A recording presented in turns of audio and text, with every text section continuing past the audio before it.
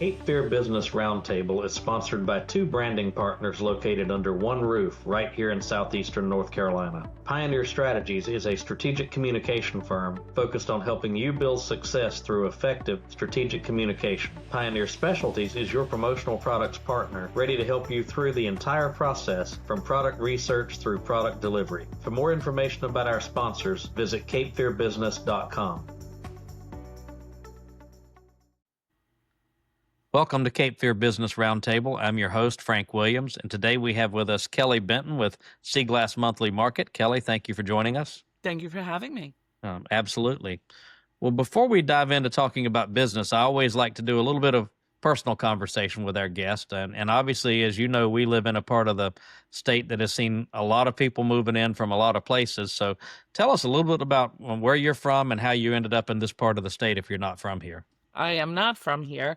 I am originally from Brooklyn, New York, born and raised there. I moved down south in 2007, but landed in Myrtle Beach, an actual lovely part of Myrtle Beach, as far south as you could go before you hit Surfside and Garden City. The summers were brutal because of the tourists. We literally could not leave our house on the weekends. But I was working in Leland, so I was commuting each day. That's a bit of a drive. Yes, sir. It was about an hour and a half each way. Coming from New York, being able to do 70 for an hour and a half was not that big of a deal. But the novelty wore off quickly. I believe it. I met and am now married to a gentleman, Brad Benton, who I met at FedEx Freight, which is where we both worked at the time. He is a Lelandite. Is that a word? It is now. Born and raised here. His family's here from multiple generations. And we purchased a home in Compass Point, and it's where we live now. Okay, great. Well, talking about things to do in this part of the state, what is your favorite non-work related thing that you like to go, or place you like to eat, or thing you like to do in southeastern North Carolina? So I'm going to say I'm a foodie. I'm just being from New York. Food, my life revolves around food. At breakfast, I'm discussing what we're having for lunch. That sounds like me. So we do eat out often. One of our favorites in Leland is definitely Cape Fear seafood. It is just consistently good, and I love that it's family owned.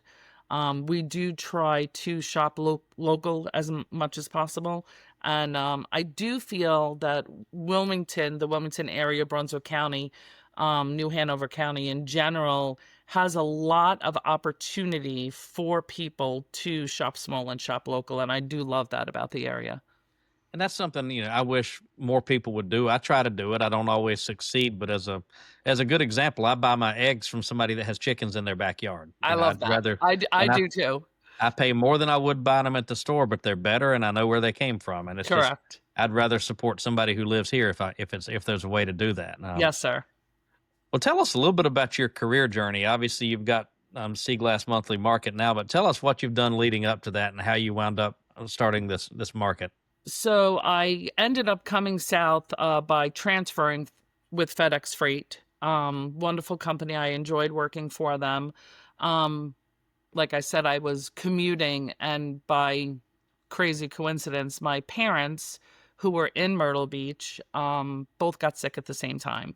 So the commute and the full-time job just ended up being way too much. I ended up leaving there. I had a few part-time retail jobs to kind of fill in, but I knew I've always wanted to own my own business.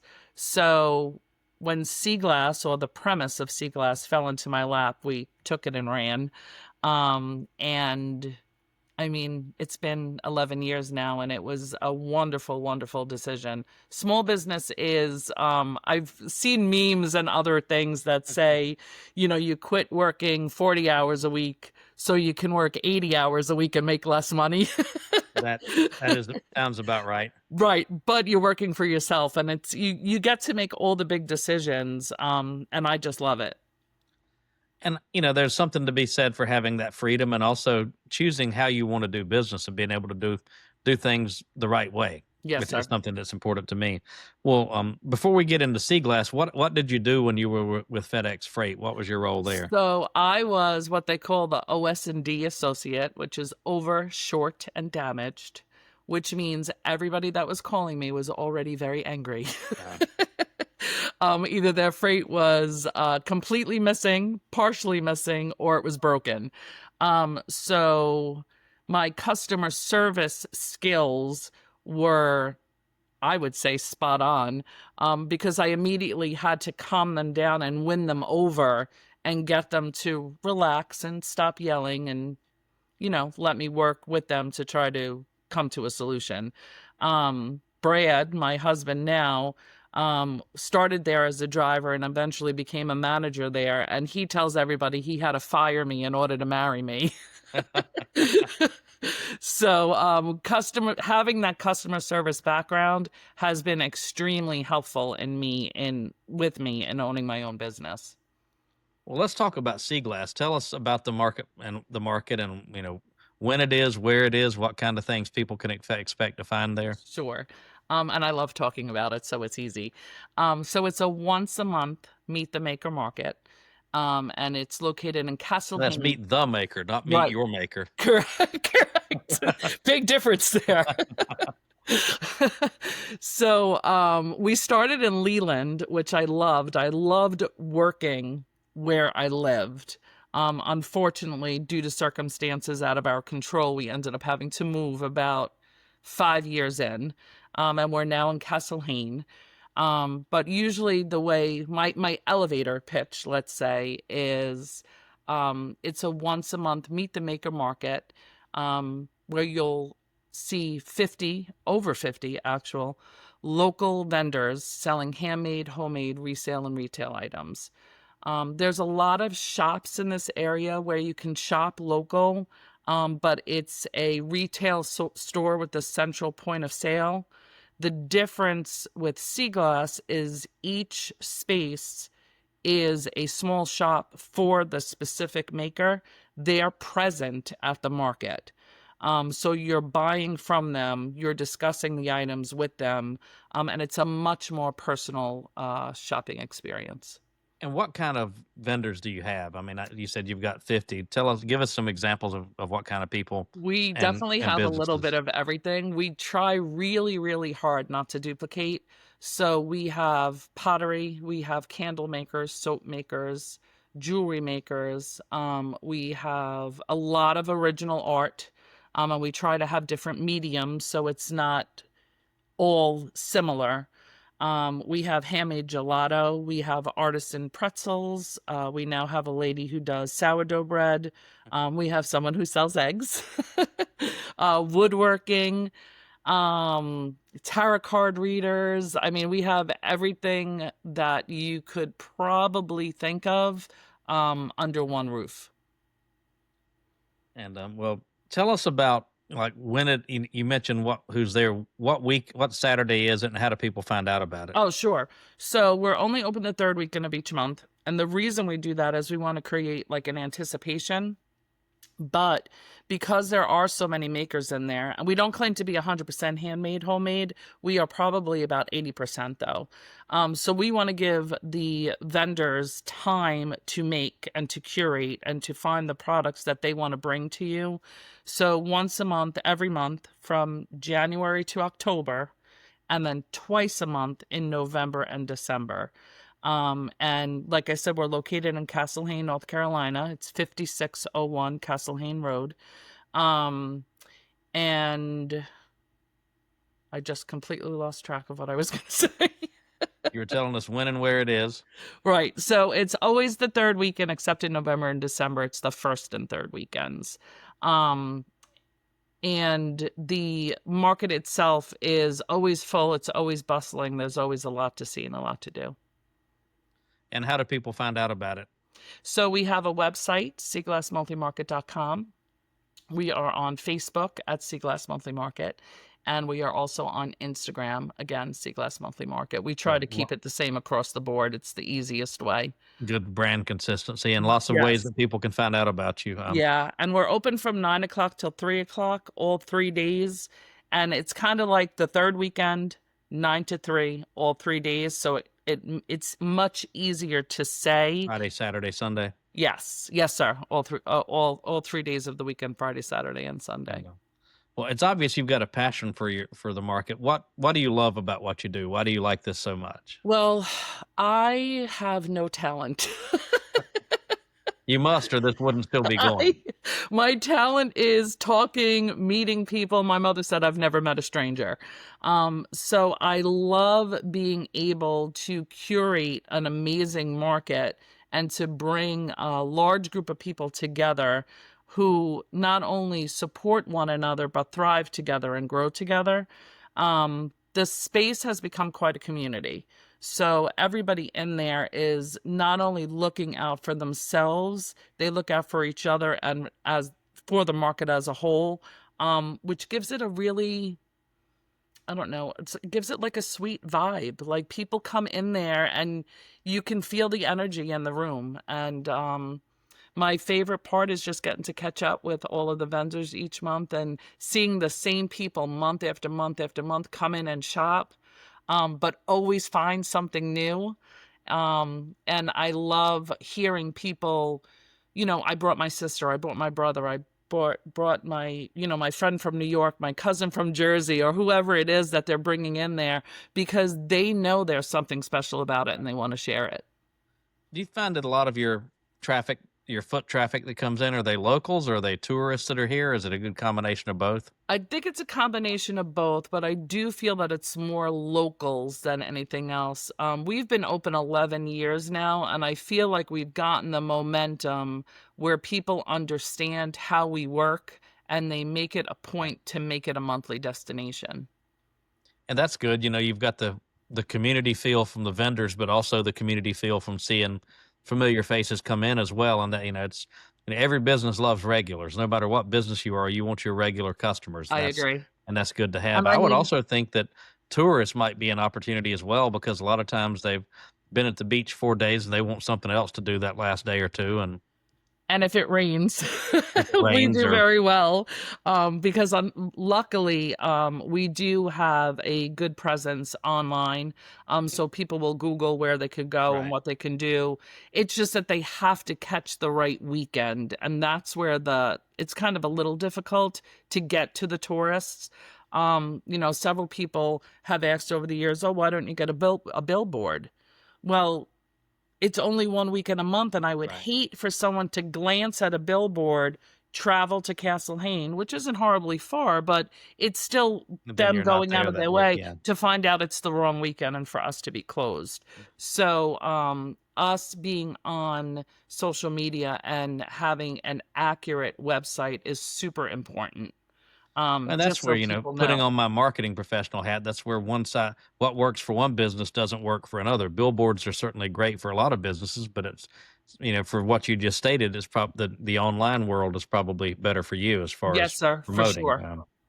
Well, tell us a little bit about the contrast between working for a giant worldwide corporation and FedEx Freight and now what you do. I mean, how does that compare? Obviously, you went from a huge company to a small business. Yes, sir. And it was a huge black and white company.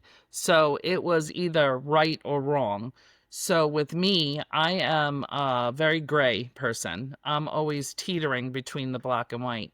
And it took me a minute to figure out how to pay attention to those really important details that as an employee, you never think of. Someone else has to pay attention to that. That's correct. Detail, right? You just tell me what to do and I do it. So owning a small business now, it's more like I have to really sit down and see what works and what doesn't and tweak things accordingly. But I don't want to tweak too much, right? So you have to find that sweet spot, which isn't always easy. It's one of the hardest parts. The other thing that's very different is I went from being in an office, and it was a fairly small office. I knew what I had to do. I knew what my one job was. Whereas being a small business owner, so many hats, so many things to remember to do, so many things to learn, and it's constantly changing. which with FedEx, if something changed, I got a memo. Told I you knew it it changed. I changed. knew how to do it. But with owning a small business, you really have to pay attention to all those little things and make sure that you're putting them where they're supposed to be. And so, I've seen so many people who get into a business and they think that I was a golfer, by being a golf pro, all I'm gonna do is go out there and teach people to play golf. They don't realize somebody has to do accounting, somebody has to do marketing, somebody has to do Correct. all the other things that go along with being a business owner. It's so much, but I and love every bit of it. I truly, truly do. The other thing that I've had a hard time with, being a gray person, not a black and white person, was accountability. It's so easy for me to say, oh, I could do that tomorrow. And then it's tomorrow, and then it's tomorrow, and then it's tomorrow. And then before I know it, it's the end of the month. And now I have 9 things that I should have done throughout the course of the month that I'm now trying to catch up with. So that has taken me some time to get used to too. And that, that's such a challenge for a business owner, is going into that role of truly owning it and then putting in the systems. And, if you can get the right systems where you can focus on doing what you want to do and things take care of themselves too. Yes, sir. All of my bills automatically pay themselves every month. All of my recurring bills, like water bill, and I don't have to go in and write a check to the power company. I check it to make sure it charges the right amount. But correct. It's so much of that's automated, and it saves me so much time that I can focus on doing something else. And there's so many business apps owner now too that allow you to do that, like with my QuickBooks, with my mileage, with all the little things. There's a lot of things that if you know enough to go in and set them up that one time, they're taken care of, but you still have to pay attention to them as you go. And sometimes it's easy to lose track. And if you don't pay attention, something could go haywire and you don't realize it until it's blown up. Yes. So it's, I always say technology is fantastic until it isn't. I say it's great until it's great when it works, is what I say. Correct. Well, let's switch gears and talk a little bit about some lessons you could share with other people in business.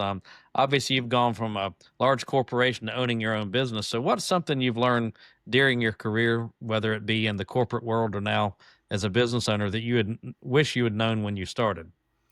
I think I would have... I don't know. I think I stressed too much over all the things instead of just taking everything one by one. Right. Sit down, pay attention to what's important, figure it out, get a system in place. That was my biggest thing, was getting systems in place. That is hard. It takes time. Yes, it really is.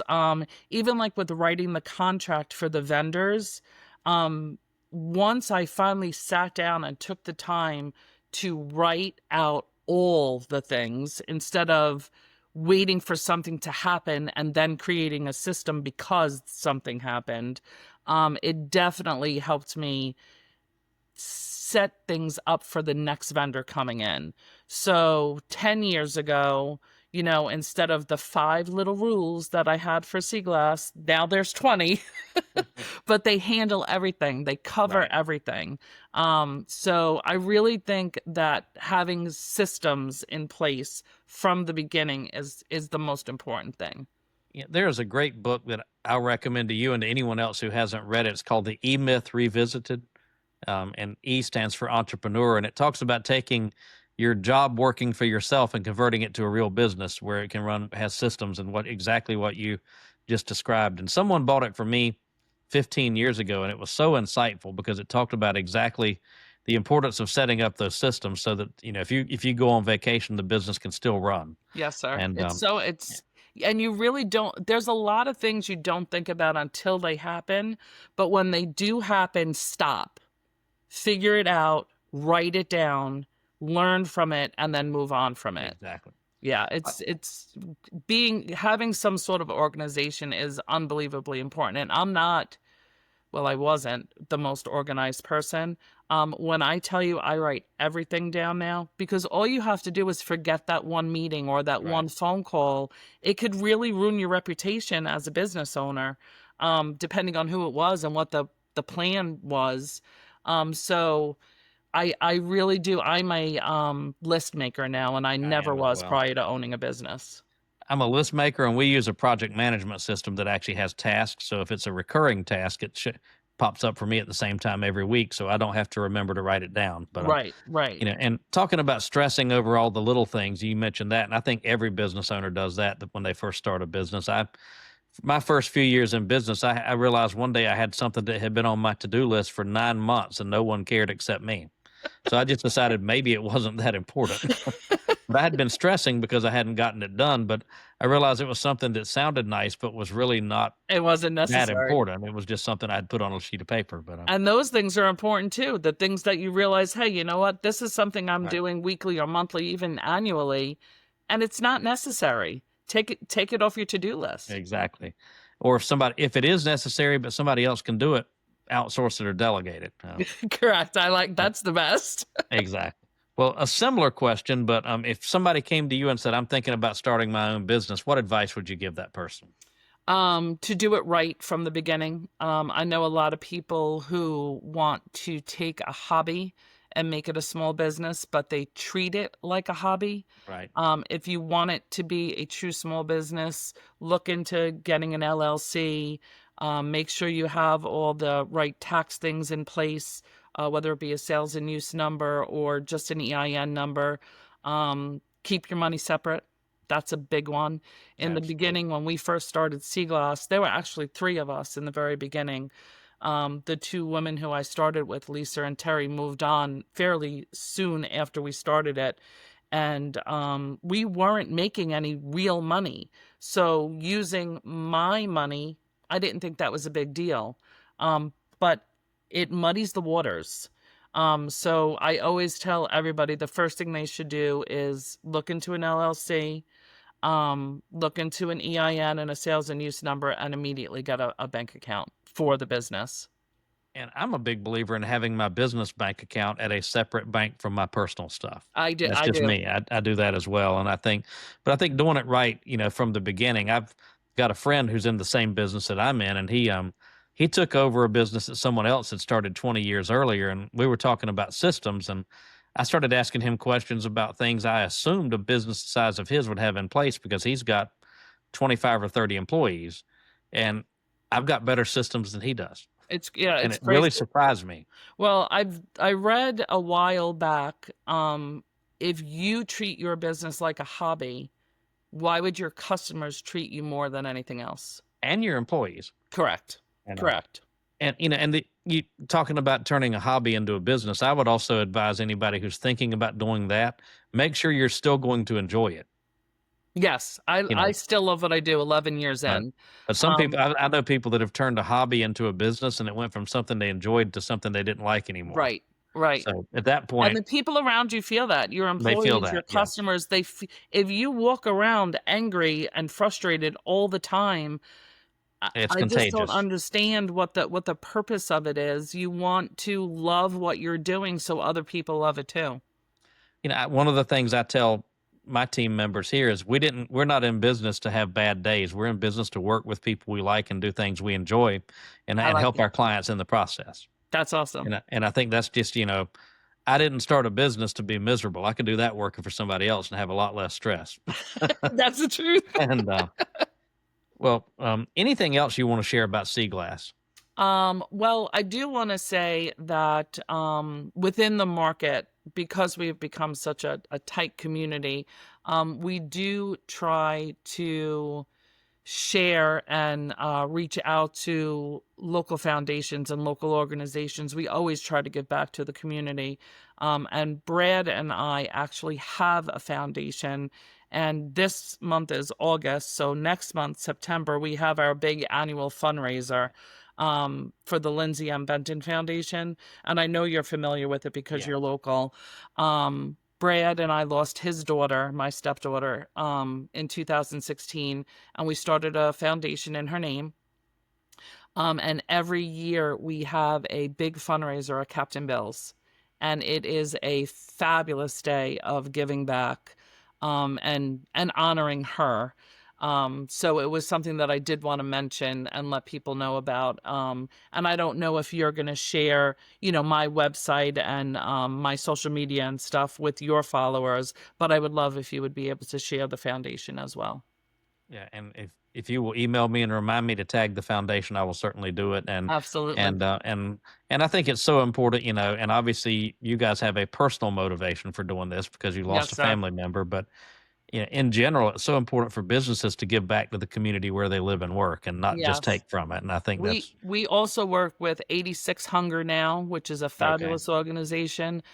They help people who are working and struggling to live paycheck to paycheck with food issues. Okay. So we work with them often. The gentleman who runs it comes into Seaglass. He's a great guy. And we also collect feminine hygiene products and donate them to local homeless shelters in the area. So we always try to give back. And those are certainly all worthy causes. And thank you for giving back to the community. Oh, of course. Well, to close it out, I like to ask people either what they're reading, what their favorite types of podcasts are, or if those don't apply, what kind of TV shows and movies you like. So I don't read anymore. I used to read constantly, and I think I've gotten adult ADHD. I find myself rereading the same paragraph several times. So I do listen to a lot of business podcasts just because I feel like I live in my own little world sometimes, and I'm so busy that I don't see things that are happening around me until it's too late. So I try to keep up with just random business practices and things that work for other retailers. So I think one is called Goal, Goal Digger. My husband thought it was Gold Digger. But she gives that is a catchy name though, because you will think twice. She gives quick little insights on things that work for small business owners, and I like quick and simple. And then bite-sized. Yes, exactly. I'm trying to think of what we've watched recently. We've been watching The Summer I Turned Pretty, only because it was filmed in Wilmington, and it's such like a little teenage soap opera. But it's super cute, and I love noticing where they are. Like they were in a bakery that's in Wilmington the other day, and we noticed it right away, and I thought that was kind of cool. But as far as other shows, we did the whole Yellowstone thing, and I still have not watched that. I need to watch it. It's a lot. Like it's a lot. So you need to be prepared for that. I know that when I start, I will binge watch it, and that's why I haven't done it. Yeah, that's what we do too. We binge watch things. But I'll tell you, we constantly watch Young Sheldon and The Big Bang Theory. Big Bang Theory is hilarious. So. Yeah, it really is funny. And we've seen them multiple times. But like usually it's just background noise. So I like you don't have to use your brain to keep up with it at that point. Yeah. Correct. That will turn on NCIS, and we've seen the same episode 6 times. But in the NCIS, Bones, we love Bones. We'll watch it constantly. Yeah. There's a few of them. It's all about Brad just said the other day, don't make me call Abby and have her come in here. So we're just so used to watching NCIS, we believe that we're investigators now. And I don't think most of it works anything like what they would show us. Oh, I'm sure it doesn't.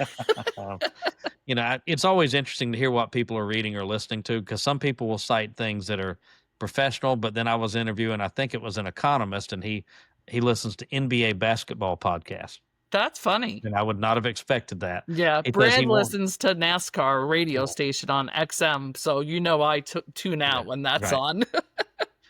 My wife loves Hallmark, and if she gives me the remote, I usually switch it over to Tubi and put on a Chuck Norris movie from 1985 or something. There you go. You can't go wrong with that. Exactly.